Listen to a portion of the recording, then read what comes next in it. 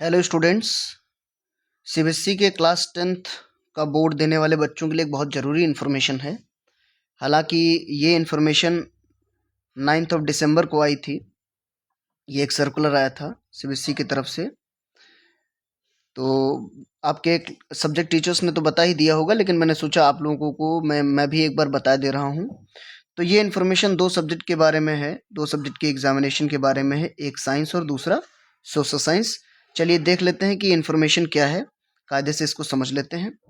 तो यहाँ बताया गया है कि साइंस का पेपर जो होगा, साइंस का जो क्वेश्चन पेपर होगा वो 3 सेक्शंस में डिवाइड होगा। Section A, section B, section C.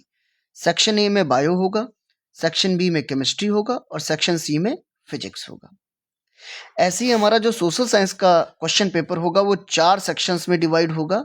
Section A, section B, section C और section D. Section A history के लिए, सेक्शन बी में ज्योग्राफी और सेक्शन सी में पॉलिटिकल साइंस, सेक्शन डी में इकोनॉमिक्स। तो इस तरह से आपके क्वेश्चन पेपर डिवाइड होंगे इस बार से।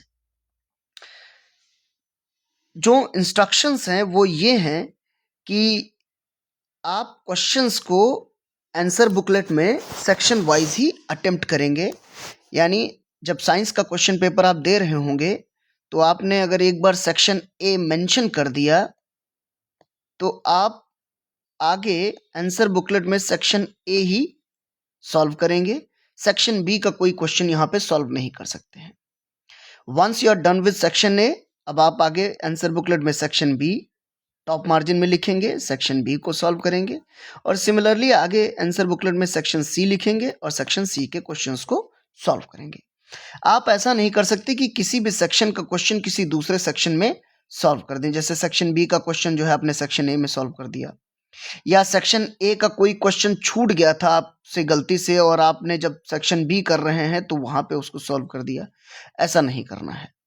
यानी साइंस और सोशल साइंस का पेपर आपको सेक्शन वाइज सॉल्व करना है और जब कोई सेक्शन स्टार्ट करना है तो टॉप मार्जिन पे ये मेंशन भी कर देना है कि हम कौन सा सेक्शन अटेम्प्ट कर रहे हैं। सेक्शन ए है या बी है या सी है या डी है।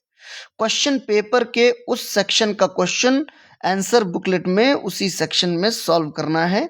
आप कहीं और उसे सॉल्व नहीं कर सकते हैं। बहुत क्लियरली मेंशन किया गया है कि मिक्सिंग आप नहीं कर सकते हैं। अगर आप ऐसा करते हैं तो आपको कोई भी मार्क्स अवॉर्ड नहीं किए जाएंगे, कोई भी मार्क्स आपको नहीं दिए जाएंगे।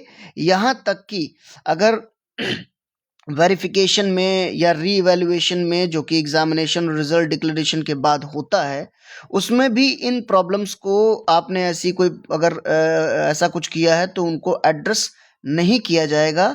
तो बहुत कायदे से समझ लीजिए। प्री बोर्ड में भी इसी तरह के, प्री बोर्ड से पहले इस तरह के इंस्ट्रक्शंस आपको दिए गए होंगे और होपफुली आपने प्री बोर्ड में इसी तरह से सॉल्व किया होगा।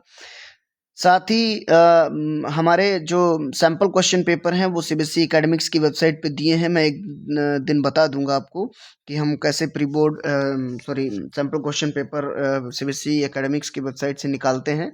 हालांकि आपको मिल गए होंगे और होप ये बात भी आपको सोशल साइंस और साइंस के बारे में जो है वो क्लियर हो गई होगी। Thank you so much.